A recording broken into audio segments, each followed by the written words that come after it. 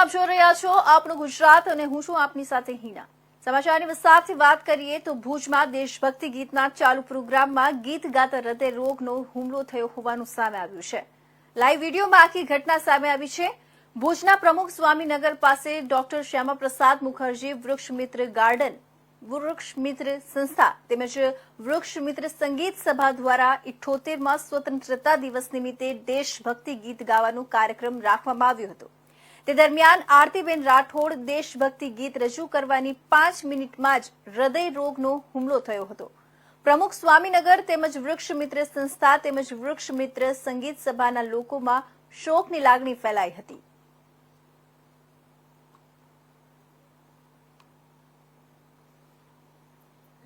આના લિરિક્સ લખ્યા છે ભરત વ્યાસ અને અવિનાશ વ્યાસે। સરસ મજાનું ગીત છે। જે તે સત્તાધીશોએ ત્યારે આ ગીતને બેન્ડ પર રાખેલું હતું, કારણ કે વંદે માતરમ એવો શબ્દ આવેલો તો આ ગીત પિક્ચરમાં રજૂ કરવા દીધું નહોતું। તો આજે આપણે એ ગીત સાંભળીએ।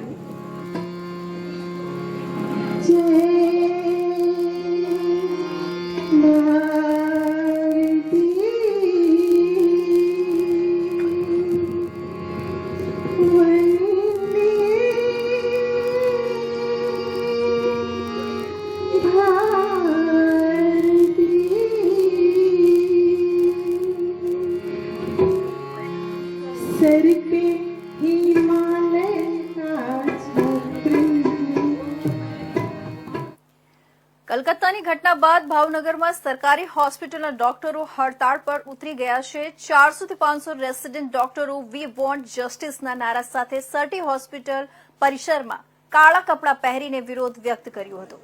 હાલ તમામ ડોક્ટરો અચોક્કસ મુદ્દતની હડતાળ પર ઉતરી જતા દર્દીઓ મુશ્કેલીમાં મુકાયા છે।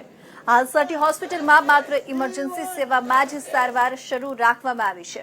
કલકત્તામાં જે પ્રમાણે ડોક્ટર સાથે રેપ બાદ હત્યાની ઘટના બની છે તેને લઈને ગુજરાત અને ભાવનગરમાં ડોક્ટરોમાં રોષ જોવા મળી રહ્યો છે। આપનું નામ? મારું નામ ડોક્ટર વેદવરિયા છે। જેડીએ ભાવનગરનો પ્રેસિડન્ટ છું। આ આરજીકર મેડિકલ કોલેજ વેસ્ટ બેંગલમાં જે ઘટના બની એની માટે અમે અહીંયા અનિશ્ચિત કાળ માટે સ્ટ્રાઇકને જાહેર કર્યું છે। આ સ્ટ્રાઇકમાં આપણી ઇમરજન્સી સેવાઓ નથી બંધ કરતા, પણ ઇમરજન્સી ના હોય એવી સેવા જેમ કે ઓપીડી છે, વોર્ડ છે, કે પછી ઓપરેશન હોય કે જેની અત્યારે જરૂર ના હોય એવા બધી જ વસ્તુઓ અમે બંધ કરી છે। જ્યારે ઇમરજન્સીવાળી બધી જ વસ્તુઓ અત્યારે ચાલુ છે। અમે વેસ્ટ બેંગાલ આરજીકર મેડિકલના રેસિડેન્ટ ડૉક્ટરના સપોર્ટમાં છીએ। અમે કોઈ સરકારને કે એની અગેન્સ્ટમાં નથી, અમે એમના સપોર્ટ માટે અહીંયા સ્ટ્રાઇક કરીએ છીએ। કેટલા દિવસ માટે? અનિશ્ચિત કાળ માટે રહેશે। જ્યાં સુધી તેમને કોઈ રિસ્પોન્સ નહીં મળે ત્યાં સુધી સ્ટ્રાઇક ચાલુ રહેશે। કેટલા ડોક્ટરો જોડાણા છે? અત્યારે આપણે 400 થી 500 ડોક્ટર જોડાણા છે। બધા ભાવનગર ડિસ્ટ્રિક્ટ? હા, બધા ભાવનગર, બધા જ રેસિડન્ટ ડોક્ટરો જોડાયા। આપની માંગણી શું? મારી માંગણી એવી છે કે જે દુષ્કર્મ થયું છે ડોક્ટર સાથે એમને સરખો ન્યાય મળે, એમના પરિવારને ન્યાય મળે અને જે પણ લોકો પકડાય એને કડકથી કડક સજા મળે। સમગ્ર ગુજરાતમાં ચાલી રહેલા ડોક્ટરોની હડતાલને પગલે જૂનાગઢ સિવિલ હોસ્પિટલના સુપ્રિન્ટેન્ડન્ટની ઇન્ડિયા ન્યૂઝ સાથે ખાસ વાતચીત થઈ છે। સમગ્ર ગુજરાતમાં ચાલી રહેલા ડોક્ટરોની હડતાલને પગલે આજરોજ સવારના જૂનાગઢ જિલ્લા સિવિલ હોસ્પિટલમાં પણ થોડીક વાર માટે ડોક્ટરો દ્વારા હડતાલ કરવામાં આવી હતી, પરંતુ આ હડતાળની ઇમરજન્સી સેવાઓમાં કોઈ અસર જોવા મળી ન હતી। આવતીકાલે પણ સમગ્ર ગુજરાત મેડિકલ એસોસિએશન દ્વારા જે હડતાળ અને બંધનું એલાન આપવામાં આવ્યું છે તેને લઈને પણ જૂનાગઢ સિવિલ હોસ્પિટલમાં આવનારા દર્દીઓને કોઈ તકલીફ નહીં પડે તેવી જૂનાગઢ સિવિલ હોસ્પિટલના સુપ્રિન્ટેન્ડન્ટ ડોક્ટર કુથાર્થ બ્રહ્મભટ્ટ દ્વારા ઇન્ડિયા ન્યૂઝ સાથેની ખાસ વાતચીતમાં જણાવવામાં આવ્યું હતું। જી સર, હોસ્પિટલમાં હડતાલ છે અને આવતીકાલે પણ હડતાલનું કંઈક એલાન આપવામાં આવેલું છે, શું કહેશો? સમગ્ર વિગતો? હોસ્પિટલમાં જે નેશનલ લેવલથી આહવાન આપવામાં આવેલું હતું તે મુજબ જુનિયર ડૉક્ટર્સ એસોસિએશને સ્ટ્રાઇક પર જવાની રજૂઆત કરેલ છે, પરંતુ તેમાં ખાસ એ જણાવવાનું કે સિવિલ હોસ્પિટલ જૂનાગઢની તમામ સેવાઓ, જેમાં ઓપીડી સર્વિસીસ, દર્દીઓનું એડમિશન અને ગંભીર દર્દીઓની તાત્કાલિક સારવાર એટલે કે ઇમરજન્સી સર્વિસીસ, આ તમામ સેવાઓ જે ચાલુ હતી તે પ્રમાણે યથાવત ચાલુ રહેશે। આજે પણ ચાલુ રહેશે અને આવતીકાલે પણ આ સેવાઓ યથાવત ચાલુ રહેશે।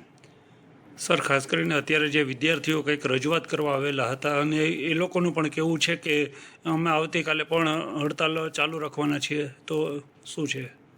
ઇન્ટર્ન ડૉક્ટર્સ અને રેઝિડન્ટ ડૉક્ટર્સ કે જે પોસ્ટ ગ્રેજ્યુએટ સ્ટુડન્ટ્સ છે તેઓ સ્ટ્રાઇક પર જઈ રહ્યા છે, પરંતુ તેમાં પણ તેઓએ આશ્વાસન આપેલ છે કે ઇમરજન્સી સર્વિસીસમાં જ્યારે પણ જરૂર પડશે ત્યારે તેઓ હોસ્પિટલની સાથે જ છે. પરંતુ એ ડૉક્ટર્સ સિવાય આપણે ફેકલ્ટીઝ તથા અન્ય ડૉક્ટર્સના સહયોગથી હોસ્પિટલની તમામ સેવાઓ ચાલુ રહેશે. આવનારા દર્દીઓને કોઈ મુશ્કેલી પડવાની સંભાવનાઓ, સર? અત્યાર સુધી આપણી હોસ્પિટલની સેવાઓ ચાલુ છે અને દર્દીઓને કોઈપણ પ્રકારની તકલીફ ન પડે તેનું ધ્યાન રાખવામાં આવેલ છે અને આવનાર સમયમાં પણ દર્દીઓને કોઈપણ જાતની તકલીફ પડશે નહીં તેની હું ખાતરી આપું છું. તો આ તરફ જૂનાગઢમાં ગુજસીટોક કેસના મુખ્ય સૂત્રધાર રાજુ સોલંકીના ઘરની તલાશી લેતા પોલીસ દ્વારા તલાશી દરમિયાન કેટલાક દસ્તાવેજી પુરાવાઓ જપ્ત કરવામાં આવ્યા છે, જેમાં વ્યાજખોરીનો ધંધો કરવામાં આવતો હોવાના પુરાવા પણ પોલીસને હાથ લાગ્યા છે. ખાસ કરીને કેટલાક દસ્તાવેજો, સાટા કરાર, કોરા ચેક, પાસબુક, એ ઉપરાંત ઈમેલો ઉતારવાના દસ્તાવેજો વગેરે મળી આવતા પોલીસે તમામ સહિત સાહિત્ય પણ કબજે કરી આગળની તપાસ શરૂ કરી છે. ગત તારીખ 3/8/2024ના રોજ જૂનાગઢ જિલ્લાના એ ડિવિઝન પોલીસ સ્ટેશન ખાતે ગુજસીટોક એક્ટ 2015 નીચે એક ગુનો દાખલ કરવામાં આવેલ હતો. આ ગુનામાં રાજુ સોલંકી અને અન્ય 4 વ્યક્તિઓની જે ગેંગ છે તેમની સામે આ ગુનો દાખલ થયેલો હતો. ગુનાની ગંભીરતાને ધ્યાને લઈ માનની એસપી સાહેબની સૂચના મુજબ તાત્કાલિક અસરથી આ આરોપીઓને ઝડપી લેવા માટે એલસીબી, એસઓજી અને સ્થાનિક પોલીસની જુદી જુદી ટીમોની રચના કરવામાં આવેલ હતી.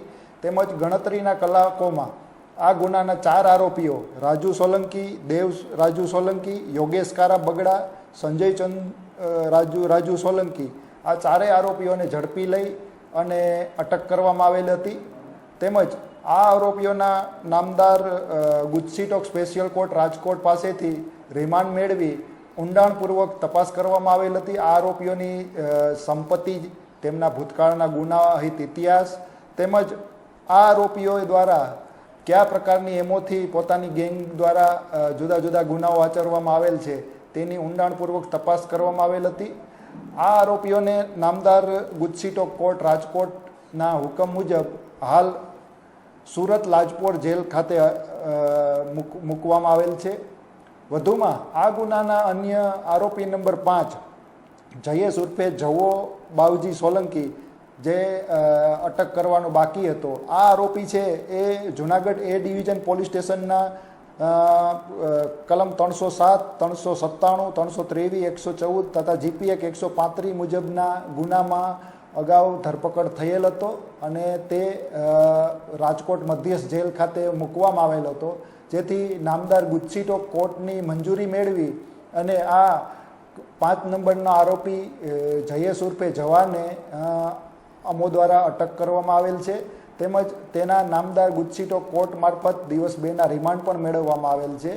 આ આરોપીની પૂછપરછ દરમિયાન યુક્તિ પ્રયુક્તિથી ઊંડાણપૂર્વક તપાસ કરતા આ આરોપીને સાથે રાખી તેના ભોગવટાવાળું જે મકાન છે ત્યાં એ ડિવિઝન પીઆઈ શ્રી વિજય સાવજનાઓ મારફત મકાનની ઝડપી કરાવતા આ આરોપીના ભોગવટાવાળા મકાનમાંથી કુલ 116 શંકાસ્પદ દસ્તાવેજ સાહિત્ય મળવા પામેલ છે.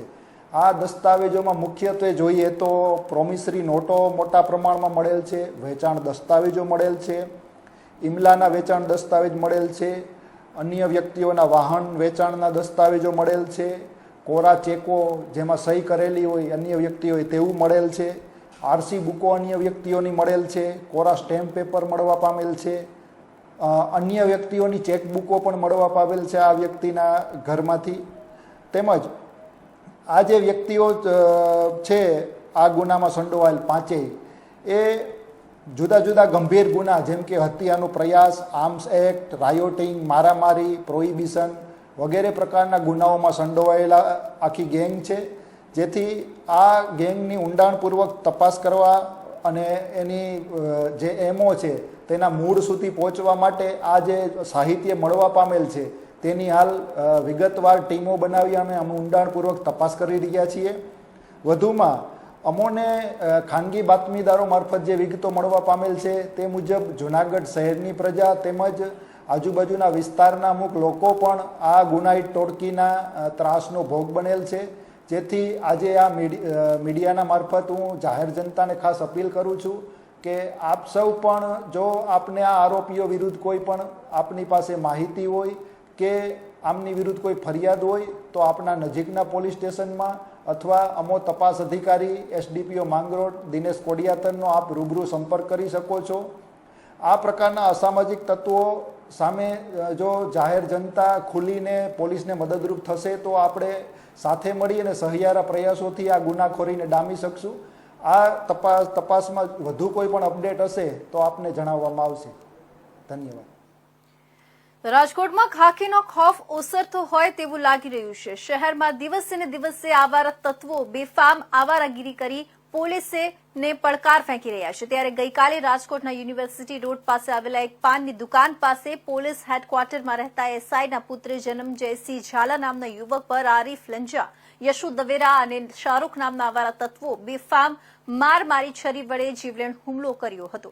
ત્યારે સમગ્ર મામલે મળતી માહિતી મુજબ ઘાયલ યુવકે મિત્રતાના દાવે ઉછીના પેટે રૂપિયા આપેલા 1,15,000ની રકમમાંથી 40,000 પરત આપ્યા હતા. ત્યારબાદ અન્ય રૂપિયા પરત માંગતા ઉશ્કેરાઈ ગયેલા હુમલાખોર આયાન લંજા અને તેની સાથેના અન્ય 2 લોકો સહિત કુલ 3 લોકોએ સાથે મળીને પોલીસ પુત્ર પર છરી વડે હુમલો કરી જાનથી મારી નાખવાની ધમકી આપી હતી. આ સમગ્ર ઘટના દુકાન પર લાગેલા સીસીટીવી કેમેરામાં કેદ થવા પામી છે. ત્યારે હાલ યુનિવર્સિટી પોલીસે આ મામલે ગુનો નોંધી સીસીટીવી ફૂટેજના આધારે આરોપીઓની શોધખોળ હાથ ધરી છે.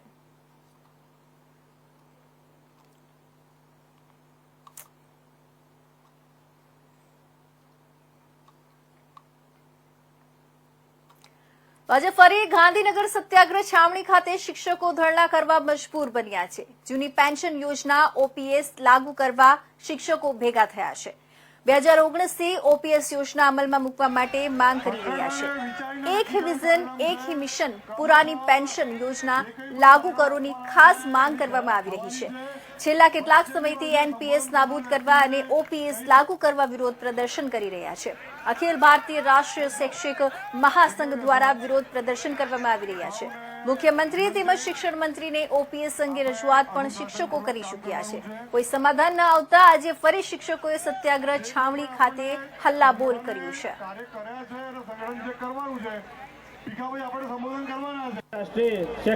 આજે ગાંધીનગર ખાતે અખિલ ભારતીય રાષ્ટ્રીય શૈક્ષિક મહાસંઘ દ્વારા ફરીથી એક વખત જે છે તે આંદોલન જે છે તે શરૂ કરવામાં આવેલું છે. વિરોધ પ્રદર્શન જે છે તે અખિલ ભારતીય રાષ્ટ્રીય શૈક્ષિક મહાસંઘના દ્વારા કરવામાં આવી રહ્યું છે. આપ જોઈ શકો છો અલગ અલગ પ્રકારના બેનરો લઈને હજારોની માત્રામાં જે લોકો જે છે તે અહીંયા જે છે તે ઉપસ્થિત છે. શિક્ષકો જે છે તે જૂની 2005 પહેલાનો જે ઓપીએસનો જે ઠરાવ હતો તેને ફરીથી એક વખત શરૂ કરવા માટે થઈ અને કહી શકાય કે લોકો જે શિક્ષકો જે છે તે અહીંયા આંદોલન ઉપર ઉતર્યા છે.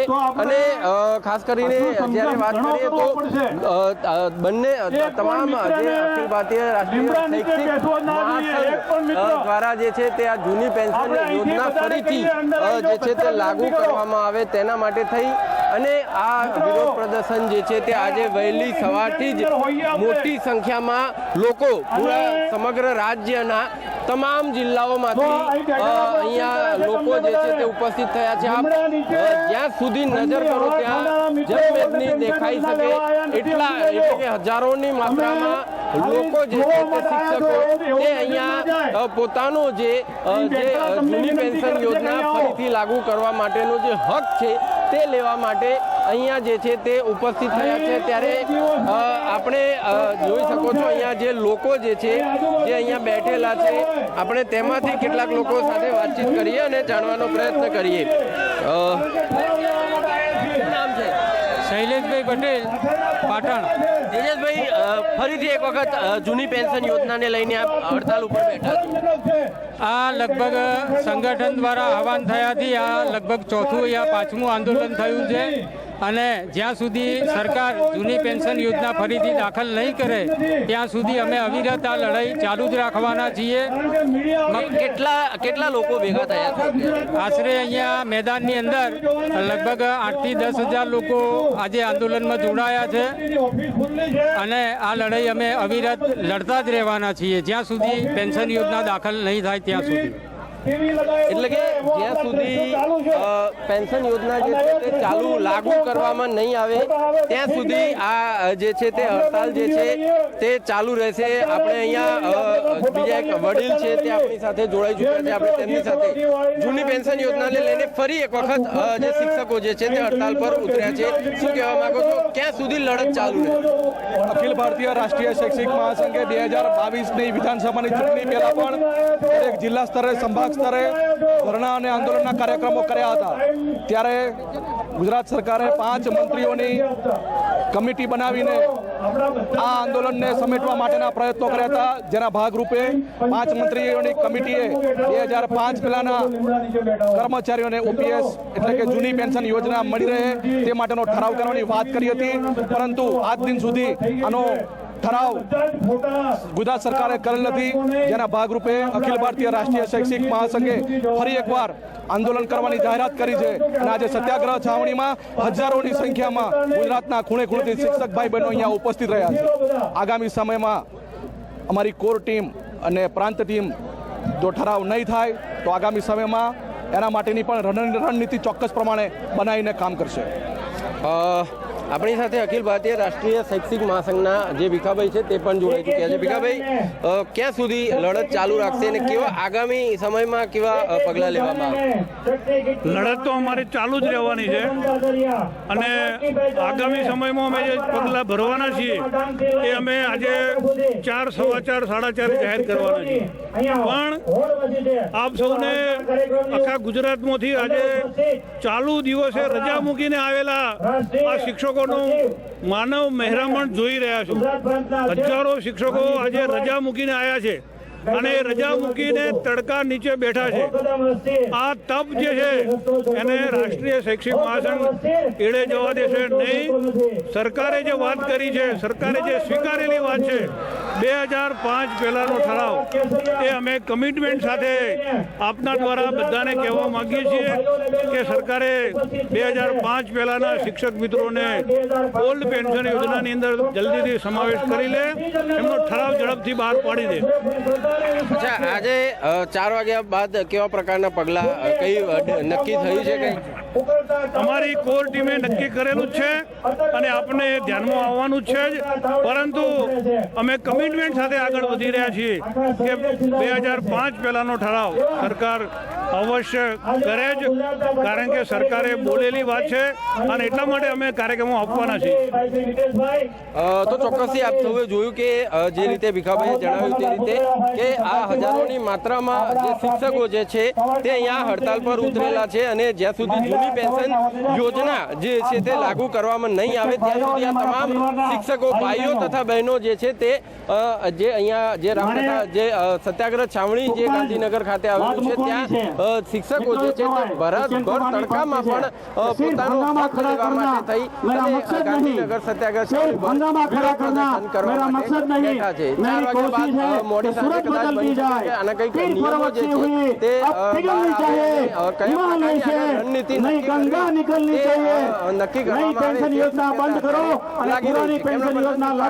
જતીન રાવલ, ગાંધીનગર. તો આ તરફ વાત કરીએ, ગીર સોમનાથમાં આશા વર્કર અને આશા ફેસિલિટર બહેનોએ અનોખો વિરોધ નોંધાવ્યો છે. રાજ્યના મુખ્યમંત્રીને રાખડીની ભેટ મોકલી લઘુત્તમ વેતનની માંગ કરી છે. ગીર સોમનાથના વેરાવળ ખાતે આપના નેતા અને આંદોલનકારી પ્રવીણ રામના નેતૃત્વમાં ટાવર ચોક ખાતે બગીચામાં બેઠક મળી, જેમાં આશા વર્કરો અને આશા ફેસિલિટર બહેનોએ ગુજરાતના મુખ્યમંત્રીને રાખડી મોકલી લઘુત્તમ વેતનની માંગ કરી છે. સાથે જ રાણી લક્ષ્મીબાઈ યુનિયનની સ્થાપના પણ કરવામાં આવી છે. આ યુનિયન સમગ્ર ગુજરાતમાં આશા વર્કરો, કાર્યકરો અને આશા ફેસિલિટીના પ્રશ્નોને લઈને લડત આપશે. જોકે વેરાવળ ખાતે મળેલી આ બેઠકમાં જોઈએ તેટલી આશા બહેનો જોડાઈ નહીં અને જિલ્લાભરમાં મોટી સંખ્યામાં આશા બહેનો ફરજ બજાવે છે, પરંતુ અહીં માત્ર 100 જેટલી જ આશા બહેનોની હાજરી જોવા મળી હતી. અમારે આજે એ કાર્યક્રમ યોજાણો છે કે શ્રાવણ મહિનો છે અને પવિત્ર રક્ષાબંધનનો તહેવાર આવે છે અને અમારી આશા અપેક્ષા એવી છે કે અમે અમારા મુખ્યમંત્રી શ્રી ભૂપેન્દ્રભાઈ પટેલ અને અમારા મોટાભાઈ તરીકે અમારી આશા વર્કર અને આશા ફેસિલિટર બહેનોની માંગણી એવી છે કે રાખડીના સ્વરૂપમાં અમે અમારા ભાઈ પાસે લઘુત્તમ વેતનની માંગણી કરીએ છીએ.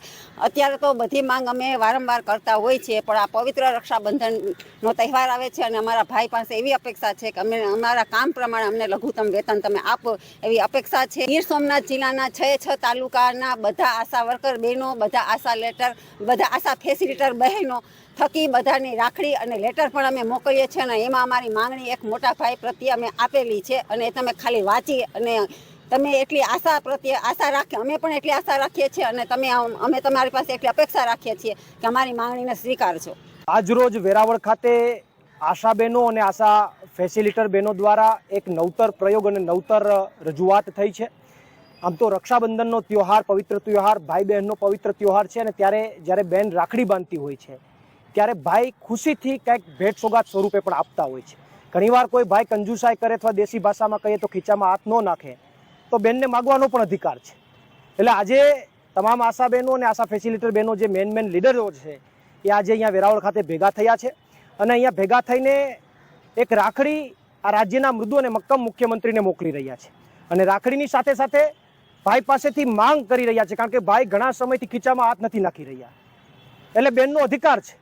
એટલે બેને આજ રાખડીની સાથે માંગ કરી રહ્યા છે કે અમે ખૂબ દુઃખી છીએ, આશા બહેનો અને આશા ફેસિલિટર બહેનોને લઘુત્તમ વેતન નથી મળતું, કોઈ કાયમી કર્મચારી નથી ગણતું, ગમે તેવા કામ કરાવી કોઈ પણ કામ કરાવે એમાં ઘણા બધા કામોના વેતન નથી આપવામાં આવતા.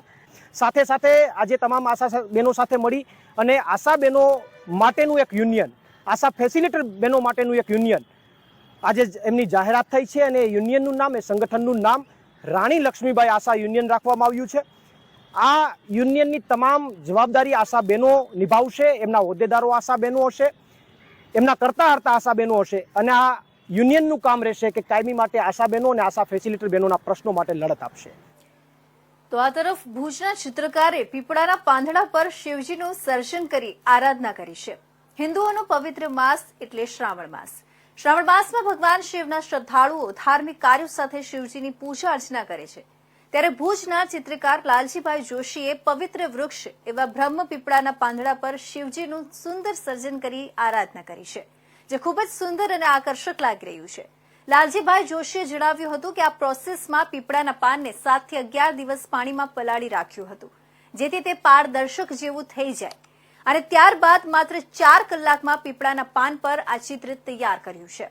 ખાસ કરીને પીપળાના પાન પર ખૂબ હળવા હાથે કામ કરવું પડતું હોય છે અને ખૂબ બારીકાઈથી પણ ચિત્ર કરવું પડતું હોય છે. લાલજીભાઈ જોશી શિવભક્ત છે અને તેઓ હંમેશા પોતાની ચિત્રકામની કુશળતા દ્વારા કંઈક જુદું જ સ્કેચ તૈયાર કરતા રહેતા હોય છે. મહિનો ચાલુ છે અને આપના દ્વારા પીપળાના પાન પર ચિત્રકૃતિ કરવામાં આવી છે, શું કહેશો? બસ કહેવામાં એવું છે કે આપણો પવિત્ર શ્રાવણ માસ ચાલુ છે તો અમારી કલા પીરસવાનો મોકો મળ્યો અમને કે ભાઈ અત્યારે ચાલો આપણે આપણા દ્વારા કંઈક પ્રસ્તુત કરીએ એમ. તો મેં પીપળાના પાંદ ઉપર ભગવાન શિવની મૂર્તિ ચિત્ર બનાવ્યું. શું પ્રોસેસ હોય છે? પ્રોસેસમાં એ પાનને સુકાવવા માટે, ટ્રાન્સફર કરવા માટે 7 થી 11 દિવસ જેવો સમય લાગે છે. તો એ પ્રોસેસ થઈ ગયેલી હતી એટલે મારે એની ઉપર બનાવતા 3-4 કલાક જેવો સમય લાગ્યો. કઈ રીતે આ બનાવવામાં આવ્યું છે? બનાવવામાં આમ પાન તો ટ્રાન્સપરન્ટ થઈ ગયું હોય છે, બરોબર, એટલે થીક કલરથી બનાવવું પડે, કેમ કે ટ્રાન્સપરન્ટ જેમ વધારે પાણી યુઝ કરીએ તો પ્રસરી જાય એમાં, એટલે ચિત્ર આખું ઉપસે નહીં, એટલે બહુ બારીકાઈ અને ધ્યાનપૂર્વક કામ કરવું પડે. ભોલેનાથનું આપણે ચિત્ર બનાવ્યું છે, શું કહેશો, કેવું લાગે? બસ ભોલેનાથનું નામ આવે એટલે પૂરું, ટૂંકમાં કે આમ શરીરની અંદર ઝણઝણાટી બોલવા માંડે, એટલે આમ ખુશીનો કોઈ આમ પાર જ ના હોય એમ. તો આણંદ શહેરમાં કલેક્ટર કચેરી ખાતે એક રાષ્ટ્ર સંસ્થા દ્વારા બાંગ્લાદેશમાં હિન્દુઓ પર થઈ રહેલા હુમલાઓના વિરોધમાં કલેક્ટરને આવેદનપત્ર આપી સીએએ લાગુ કરવા અને હિન્દુઓ પર હુમલાઓ બંધ થાય તે માટે કાર્યવાહીની માંગ કરાઈ હતી. એક રાષ્ટ્ર સંસ્થાના આણંદ જિલ્લા શાખા દ્વારા આજે બાંગ્લાદેશમાં હિન્દુઓ પર થઈ રહેલા હુમલાઓ અને અત્યાચાર હિન્દુ મંદિરોની તોડફોડ કરી આગ ચાંપવાની ઘટનાઓ અને બહેન દીકરાઓ પર થઈ રહેલા દુષ્કર્મની ઘટનાઓના વિરોધમાં કલેક્ટર કચેરી ખાતે સૂત્રોચ્ચાર કરી વિરોધ પ્રદર્શન કરી રહેલા હિન્દુઓને પ્રદર્શન કરી કલેક્ટરને આવેદનપત્ર આપીને બાંગ્લાદેશમાં થઈ રહેલા હિન્દુઓના માનવ અધિકારના હનન અને નરસંહાર માટે ઇન્ટરનેશનલ કોર્ટ ઓફ જસ્ટિસ ખાતે હજુ સુધી કોઈ કાર્યવાહી થઈ નથી, જેથી ભારત સરકાર આ કાર્યવાહી કરે તેવી માંગ કરાઈ હતી. તેમજ ભારત સરકાર દ્વારા સીએએ કાયદાને સત્વરે લાગુ કરવામાં આવે તેમજ બાંગ્લાદેશના હિન્દુઓને ભારતમાં શરણ આપે તેવી માંગ કરી હતી.